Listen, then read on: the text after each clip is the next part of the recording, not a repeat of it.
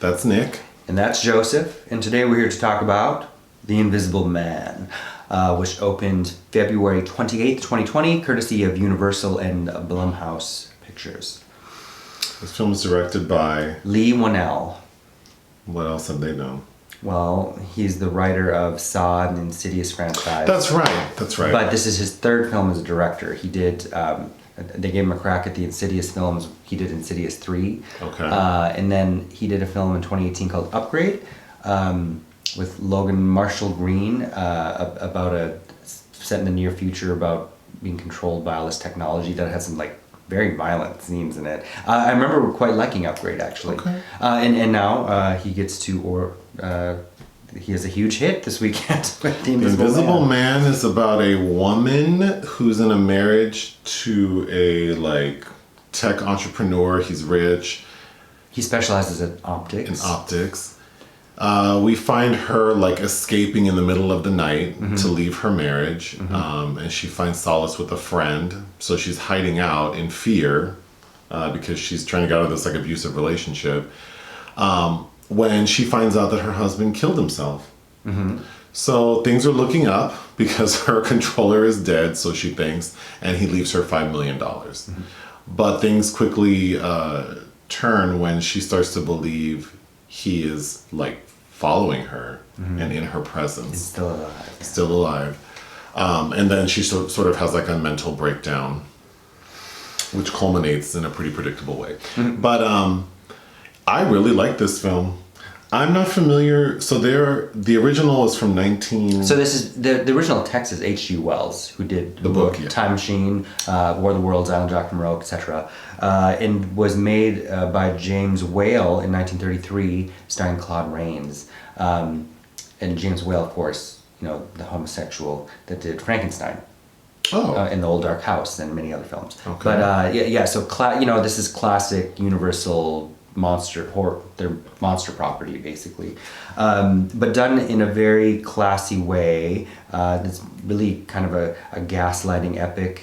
It's very Sleeping with the Enemy to me. Yeah. But works really well, and I think it's elevated by Elisabeth Moss. She does a good job of being on the brink of insanity, and I'm hoping there's a little makeup that helped her out to look so bad, but she looks perfect. And yes, she looks like someone who's been through it, mentally frayed. Yeah.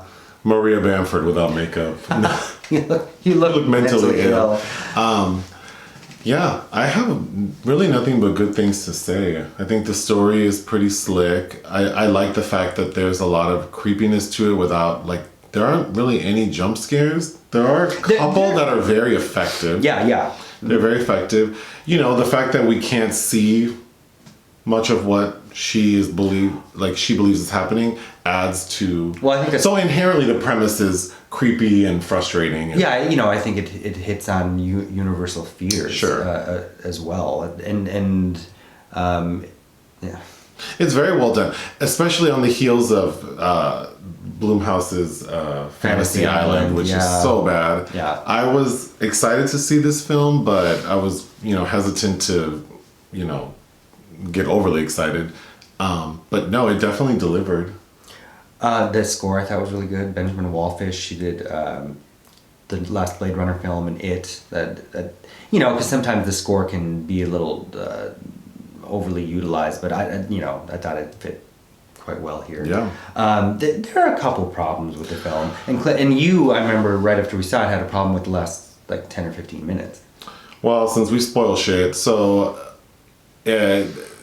obviously it's her who she thinks is deceased husband staged his own death and then decides that he wants to torment her by wearing this technology he developed to make himself invisible, which is just a series of cameras on a bodysuit. So she is able to... There's a scene, towards the end, there's a scene where he attacks her in her friend's home and he's shot and killed. But when they take off the mask, they find out that it's her husband's brother. Played by Michael Dorman. Mm-hmm. So that's where I felt like the film kind of lost me, because I don't know why we needed to then spend another 15 minutes. Well, because then it opens up we meet Adrian, played by Oliver Jackson-Cohen, who's not able to pivot on some of the dialogue quite as well. Yeah, his acting is a little... And then the more we see of him, he's more terrifying as a specter, because you see him... The idea of him is more terrifying. This over, like, anytime you see Billy Campbell in Enough with Jennifer Lopez, it's like, I can't take this serious. But it's the more terrifying he is for us as the audience is to not see him, because once you do, it's like, this man. Yeah, I mean, he's a handsome enough guy, but I think he looks a little... And also the fact that we don't see where he's getting all his technology. Okay, so the last part of the film where there's a twist where he really isn't dead, and then the finale is he had 2 suits, and she, like, halfway through the film goes back to the house, discovers the suit, hides it, and then when she goes back, so she finds out her husband isn't dead because she killed the brother, not the husband.